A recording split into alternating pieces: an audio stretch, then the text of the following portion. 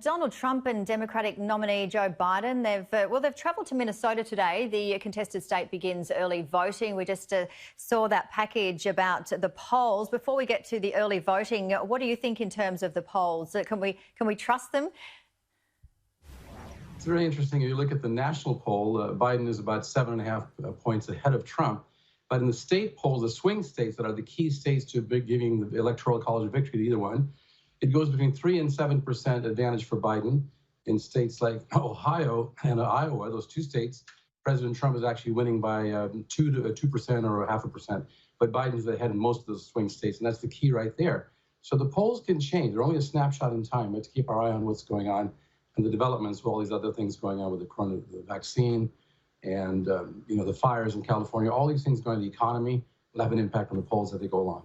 Yes, and nationally, normally voters cast their ballots early. Due to the pandemic, a lot of states, they tweaked their voting rules to make it easier for voters to cast ballots ahead of time by mail. What is your take on this? How do you think it's going to play out? I think it's very important, including the court ruling in Wisconsin, which helped, I think, on the Biden side. But the vote by mail is very important, especially for Democrats, and also voting early. Some states allow voting early.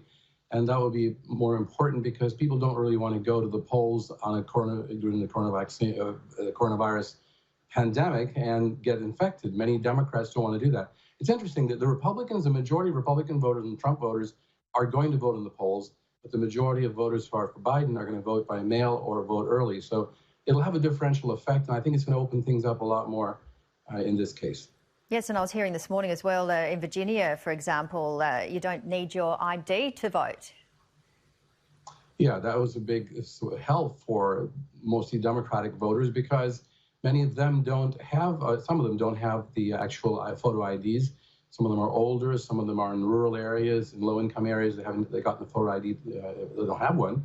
And it's important that they be able to vote as well because they've signed an affidavit when they registered that they are who they are, under penalty of perjury, and the Constitution doesn't require a photo ID. It just requires you to be a U.S. citizen, 18 years old above, and the states can register you under penalty of perjury. So I think that's a pretty important requirement.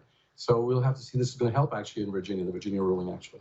FBI Director Christopher Wray warned that Russia is interfering in this year's presidential election with a steady stream of misinformation that was aimed at Democrat Joe Biden, along with sapping Americans' confidence in the election process. Can you bring us up to speed on the latest developments?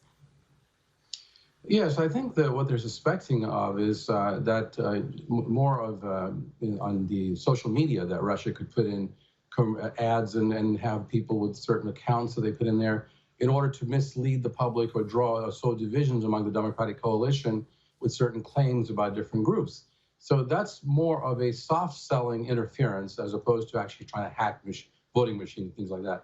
They're not saying that's what's going to happen, but they're saying that Russia could be involved with those kinds of disinformation campaigns on social media, as they probably were back in 2016, according to many experts.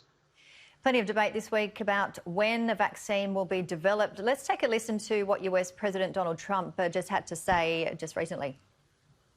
Hundreds of millions of doses will be available every month, and we expect to have enough vaccines for every American by April. And again, I'll say that even at that later stage, the delivery will go as fast as it comes, they can deliver. He also spoke yesterday in Wisconsin saying there were 3 final trials, while Robert Redfield, the head of the US Centers for Disease Control and Prevention, contradicted the president. What's your take on this? Somewhere in between. It could be as early as April, he says, for all these people, or it could be in the middle of next summer, because there are 26 vaccines that are actually in human trials now worldwide, and several of them have been fairly successful in the first parts of the trial, although the one setback with this AstraZeneca back at the Oxford vaccine that actually resulted in one person getting injured in some way or the other with a spinal cord. I believe they're looking at that. So there is one hiccup there. But in general, the trials were going pretty well, and the president could be right. I know he's pushing for it to get it done quickly, and it's going to give him a boost somewhat, possibly, in the election. So we have to just wait and see how things go. I think that most people are concerned about the safety, that we have to be sure the vaccine is safe and effective, and that takes time. Trials do take time. They certainly do. Wildfires, you mentioned, they're continuing in the US.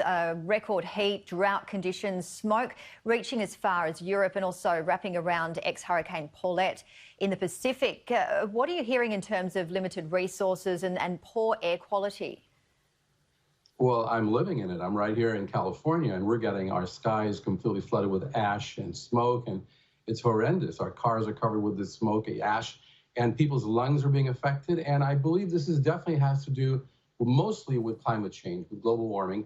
As the IPCC came out back in 2 years ago and said that we have to reduce or keep the temperature rise to 1.5 degrees Celsius above the pre-industrial levels. We're already at one degree above Celsius, and things are getting very horrendously dry and hot, and fires are being sparked just like that by some accident, small little thing that sparks it, and then the fire just spreads because they are wildfires.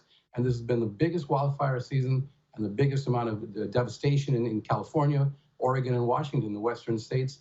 And this is having an effect all over the world. You know, the smoke is in New York now and in Europe as well. In Australia, you had terrible wildfires last year, and you suffered it before we did, but you saw what was coming.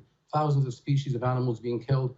This is a very serious wake-up call, not to mention all of the flooding and the hurricanes going on in the Caribbean because of this climate change. It's mostly climate change. It's not just sweeping the forest and getting ready to get rid of the dried leaves. That's a small part of it, yes. Yeah, you're absolutely dealing with a lot of things. And as you said, you're right in the heart of it in LA. Also, rain coming through, but that could also not only just put the fires out, but lead to flooding and then mud flows. And certainly, yes, mirroring what has happened in Australia with our bushfires last year and early this year. Professor Peter Mathews, Professor of Political Science, take care. Great to see you as always.